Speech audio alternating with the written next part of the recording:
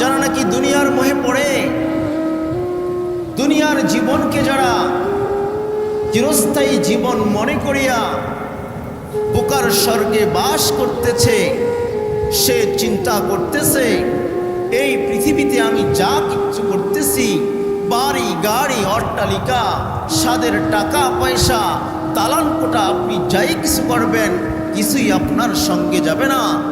আপনাকে 3 টুকরা প্যাকেট বানিয়ে আপনাকে কবরের মধ্যে রেখে আসবে।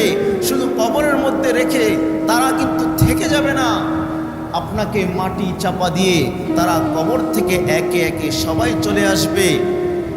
মৃত্যুর কয়েকদিন, হয়তো 3 থেকে 4 দিন, আপনার সন্তান আপনার কবরের সামনে গিয়া কবর জিয়ারত করবে, আপনার পাড়া প্রতিবেশী আপনার কবরে গিয়া কবর জিয়ারত করবে, সূরা ইয়াসিন তেলাওয়াত করবে।